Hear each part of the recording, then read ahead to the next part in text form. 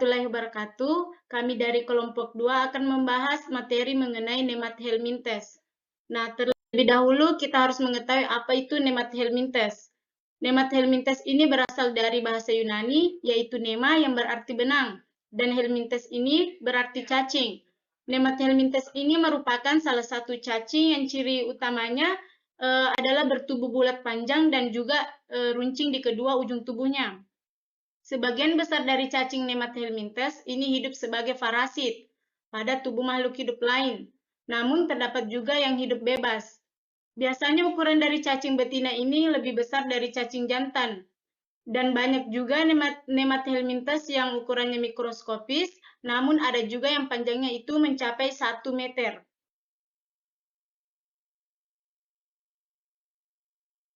Adapun struktur tubuh Nemathelminthes. Nah, tubuh dari cacing ini tidak mempunyai segmen serta lapisan luar tubuhnya yang licin dan juga dilindungi oleh kutikula. Nah, dapat kita lihat pada gambar, ini adalah kutikulanya. Nah, supaya tidak terpengaruh oleh adanya enzim di inangnya, tubuhnya itu juga dilapisi oleh 3 lapisan atau triploplastik, yakni lapisan ektodermis. Nah, ini adalah ektodermis. Dan lapisan tengah atau mesoderm. Yang terakhir itu lapisan dalam atau endoderm. Kulit hewan ini juga tidak berwarna serta licin. Nah, Nemathelminthes ini sudah mempunyai organ saluran pencernaan yang lengkap, yaitu dari mulut, paring, usus, yang terakhir itu anus. Nah, mulut itu terdapat pada ujung depan dan pada anus itu terdapat di ujung belakang. Setelah makanan dicerna tersebut, maka sari makanan tersebut kemudian akan diedarkan ke seluruh tubuh dengan melalui cairan pada rongga tubuhnya. Tubuhnya itu belum mempunyai sistem pembuluh darah, sehingga dari hal tersebut tidak mempunyai sistem respirasi. Pertukaran oksigen serta karbon dioksida itu terjadi dengan melalui proses difusi, yakni perpindahan zat dari tempat yang memiliki konsentrasi tinggi ke tempat konsentrasi rendah. Nah, baiklah, materi selanjutnya akan dipaparkan oleh teman saya.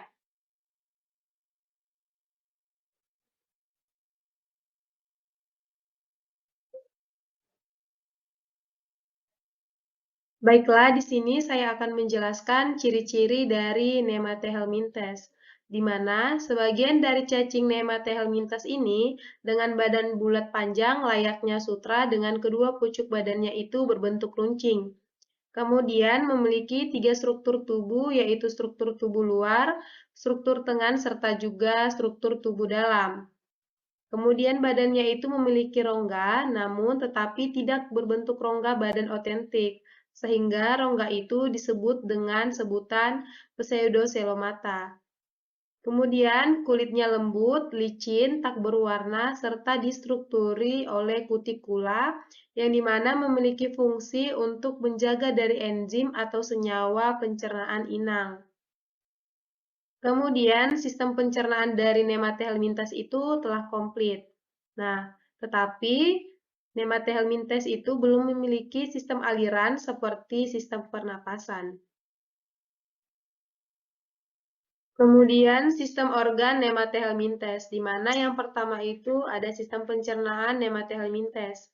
Nemathelminthes ini sudah mempunyai sistem pencernaan sempurna, yaitu yang terdiri dari mulut, faring, usus, serta anus, di mana mulutnya itu terdapat pada bagian depan atau anterior tubuh, sedangkan untuk anusnya itu terdapat pada bagian belakang atau posterior tubuh. Nantinya makanan itu akan masuk melalui mulut, kemudian menuju ke faring, setelah itu melalui proses pencernaan di usus, lalu sari-sari makanan serta nutrisi itu diedarkan ke seluruh tubuh oleh cairan pada rongga tubuhnya. Kemudian nanti sisa-sisa metabolisme tersebut akan dikeluarkan dengan melalui anus. Kemudian ada sistem saraf Nemathelminthes, di mana struktur dari sistem sarafnya itu berupa ganglion cerebral atau 2 kelompok besar dari kumpulan sel saraf, serta truncus nervous atau berkas saraf kecil longitudinal, di mana sistem sarafnya ini terdiri atas cincin saraf yang mengelilingi esofagus, di mana cincin saraf tersebut berhubungan dengan 6 saraf anterior serta beberapa saraf posterior, di mana pada tiap-tiap sisi cincin saraf ini terdapat 6 ganglion saraf. Baik, di sini saya akan melanjutkan materi dari teman saya, di mana saya akan membahas tentang sistem reproduksi Nemata helminthes. Biasanya, Nemata helminthes ini melakukan reproduksi dengan cara seksual. Nemata helminthes ini termasuk makhluk hidup yang sifatnya adalah gonokoris. Organ kelamin jantan dan betina itu terpisah pada individu yang berbeda. Artinya, tiap-tiap individu itu hanya mempunyai satu organ kelamin utama, jantan atau juga betina. Fertilisasi tersebut terjadi di dalam tubuh, setelah itu akan menghasilkan sel telur yang banyak sekali hingga mencapai ribuan perharinya. Apabila lingkungan tempat telur tersebut berkembang tidak menguntungkan, maka mereka itu akan berubah menjadi struktur seperti halnya kista. Alat reproduksi jantan terdiri dari testis dengan saluran berbentuk benang kusut. Kemudian saluran vas deferens yang menuju ke vasikula seminalis dan berakhir pada saluran ejakualis. Alat reproduksi betina terkenal dengan bentuk Y. Tiap-tiap cabangnya terdiri atas ovari dan saluran berbentuk benang kemudian bersambung dengan uterus. Selanjutnya kedua uterus bersambung menjadi satu membentuk otot dan bermuara pada vagina.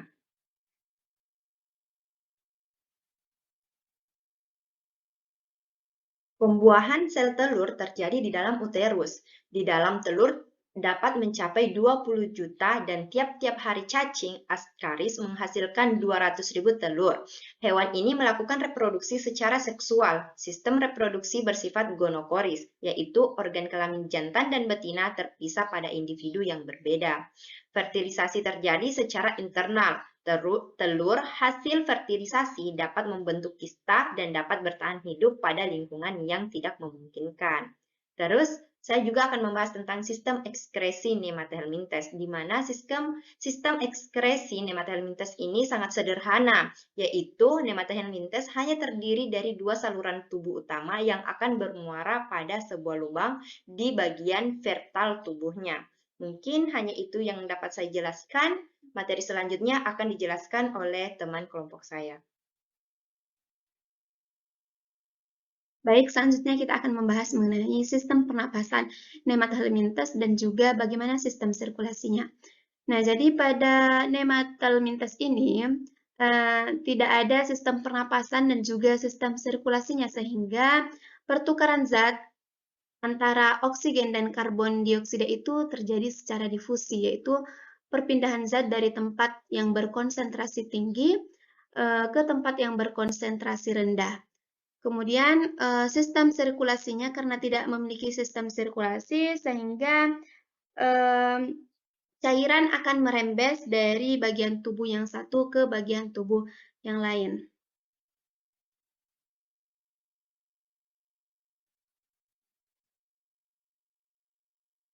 Oke, lanjut klasifikasi Nemata helminthes yang terdiri dari dua kelas, yaitu kelas klasifikasi nematoda dan kelas nematomorfa.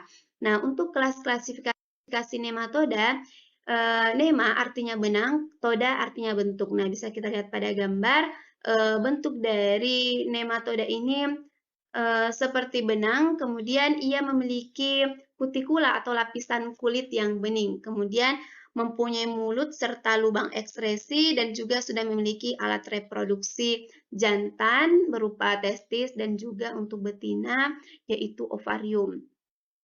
Umur cacing ini yaitu biasanya hanya sampai 10 bulan. Oke, lanjut jenis-jenis dari nematoda. Yang pertama ada Ascaris lumbricoides. Nah, jadi pada kondisi cacing yang sudah dewasa ini dia dapat hidup pada usus halus manusia dengan panjang sekitar 20 sampai 40 cm.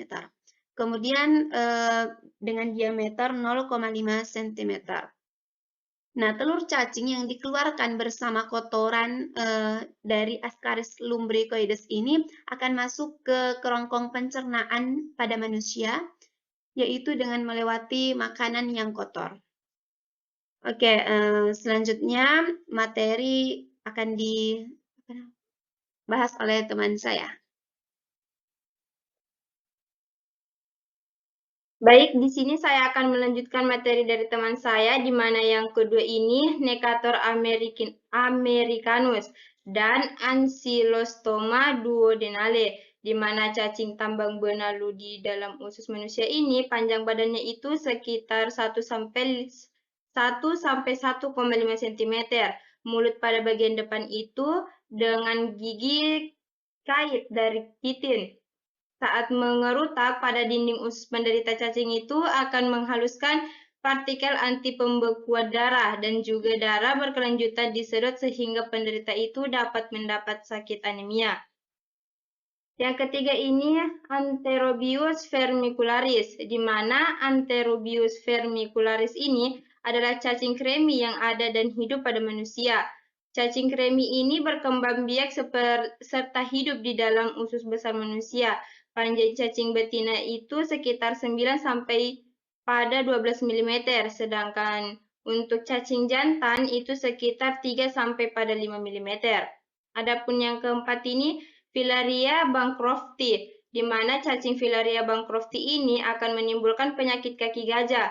Larva cacing di saat siang hari itu hendak berada di pembuluh darah besar, serta pada saat malam hari ia akan keluar mengarah pembuluh darah di tepi di bawah kulit. Trichinella spiralis ini, cacing ini akan menimbulkan penyakit trichinosis.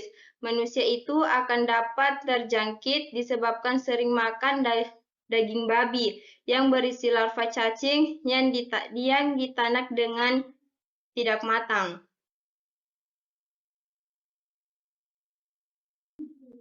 Baik, selanjutnya Trichinella spiralis, di mana cacing ini akan menimbulkan penyakit trichinosis. Manusia itu akan dapat terjangkit disebabkan sering makan daging babi yang berisi larva cacing yang dimasak dengan tidak matang. Baik, yang kedua dari klasifikasi nematomorfa, di mana nematomorfa ini merupakan cacing yang mempunyai duri di kepala, hidup di dalam usus vertebrata, serta biasanya akan melekat pada dinding usus itu dengan belalai bengkok berkanduri.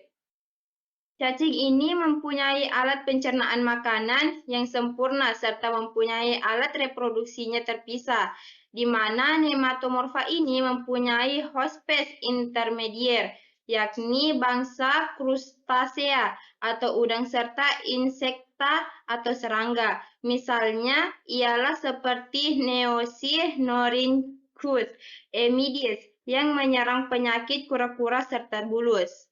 Baik, materi selanjutnya dilanjutkan oleh teman saya. Baik, di sini saya akan menjelaskan mengenai sistem reproduksi. Hewan ini melakukan reproduksi secara seksual. Sistem reproduksi bersifat gonokoris, yaitu organ kelamin jantan dan betina terpisah pada individu yang berbeda. Fertilisasi terjadi secara internal. Telur hasil fertilisasi dapat membentuk kista dan dapat bertahan hidup pada lingkungan yang tidak memungkinkan. Nemathelminthes memiliki alat reproduksi jantan terdiri dari testis dengan saluran berbentuk benang kusut, kemudian saluran vas deferens yang menuju ke vesikula seminalis, dan berakhir pada saluran ejakulasi. Alat reproduksi betina terkenal dengan bentuk Y. Tiap-tiap cabangnya terdiri atas ovari dan saluran berbentuk benang, kemudian bersambung dengan uterus. Selanjutnya, kedua uterus bersambung menjadi satu membentuk saluran dengan otot dan bermuara pada vagina. Pembuahan sel telur terjadi di dalam uterus. Di dalam telur dapat mencapai 27 juta dan tiap-tiap hari cacing Ascaris menghasilkan 200 telur menurut Yasin pada tahun 1984. Di sini saya akan menjelaskan mengenai cara hidup dan habitat Nemathelminthes. Baik, Nemathelminthes hidup bebas atau parasit pada tumbuhan, hewan dan manusia. Nemathelminthes yang hidup bebas berperan sebagai pengurai sampah organik, sedangkan yang parasit memperoleh makanan berupa sari makanan dan darah dari tubuh inangnya. Habitat cacing ini benda di tanah becek dan di dasar perairan tawar atau laut. Nemathelminthes yang parasit hidup di dalam inangnya.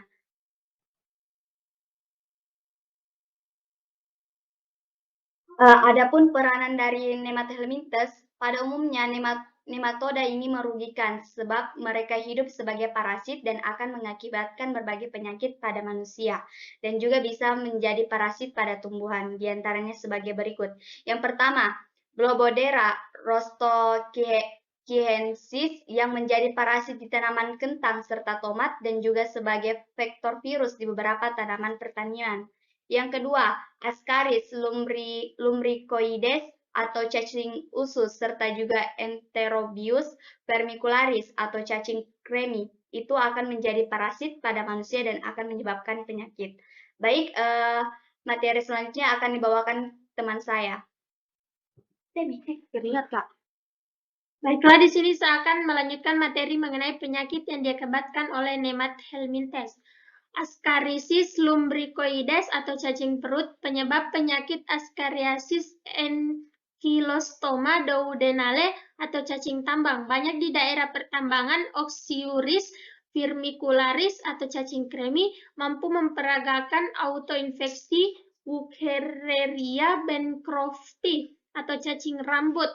Penyebab penyakit kaki gajah, Trichinella spiralis, penyebab penyakit trichinosis. Yang kedua, Enterobius vermicularis atau cacing kremi. Cacing inilah yang sering menginfeksi anak-anak sehingga menderita penyakit yang disebut cacingan. Cacing ini putih, berukuran kecil, dan hidup di usus besar manusia, tepatnya dekat anus. Cacing ini sangat mengganggu karena menyebabkan rasa gatal setelah digunakan untuk menggaruk. Tangan harus segera dicuci. Kalau tidak segera dicuci, telur cacing yang ikut terbawa ke dalam kuku-kuku tangan akan ikut termakan ketika memakan makanan. Cacing kemudian akan masuk dan menetas di dalam perut. Keadaan ini disebut dengan autoinfeksi. Selanjutnya yang ketiga adalah Ascaris lumbricoides atau cacing Ascaris. Cacing ini dapat terbawa masuk ke dalam tubuh manusia melalui makanan yang telah tercemar. Telur cacing dapat keluar bersama tinja manusia. Telur cacing yang masuk ke dalam usus akan menetas menjadi larva. Kemudian larva akan berkembang menjadi cacing baru. Cacing ini akan mengambil makanan yang mengisap darah penderita cacingan, sehingga keadaan orang yang menderita cacingan akan terlihat pucat dan perutnya buncit. Nah, itulah tadi pemaparan dari kelompok kami mengenai Nemathelminthes. Semoga dapat bermanfaat. Saya ucapkan wassalamualaikum warahmatullahi wabarakatuh.